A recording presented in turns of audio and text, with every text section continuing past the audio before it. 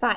There are many cylinders with a height of 9 inches. Let R represent the radius in inches and V represent the volume in cubic inches.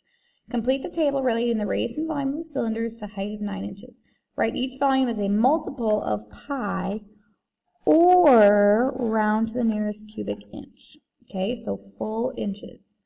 All right, let's start there. So filling this out is this problem. Okay, so we need to know, well, what is the volume of a cylinder, right? It's pi times r squared times h. So this is what you're using to fill this in. Now, we can cross out an h and replace it with 9 because they already told us that that's going to be our height. So all you're replacing is the r. So I've got r is 1. Well, what's 1 squared? 1 times 1 is 1. 1 times 9 is 9, so this should be 9 pi. Okay? If you used whole numbers, let me look. I did not, but that was an option. Okay? If you used whole numbers, it should have been something like 28. A lot of you kept the decimal and didn't either understand what it meant to round to the nearest whole number or you didn't read the directions. Okay?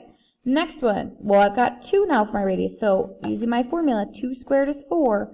4 times 9 is 36 pi. Or, if you used whole numbers, 113.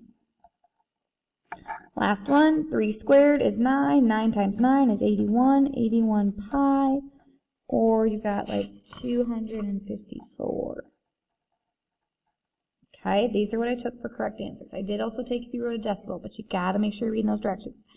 Okay, then it says, is this a linear relationship? So again, just like number 3, for it to be linear, it's got to make a line. That is in that word, line.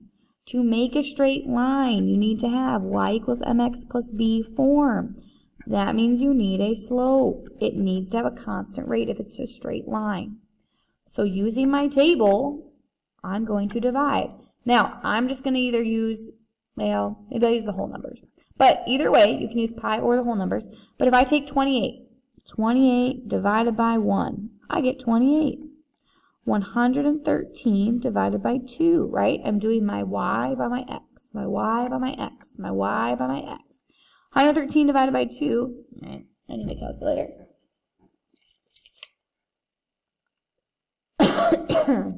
You're going to get 56.5.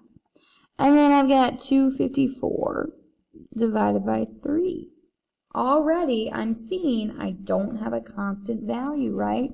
Then I get 84.7. Okay, because these don't match, it is not proportional, it is not a straight line, right? These all have to be the same rate. So I would say no, not linear, because there is no constant rate. I need all of that to count it as correct. Okay, come see Miss Drew if you need some help.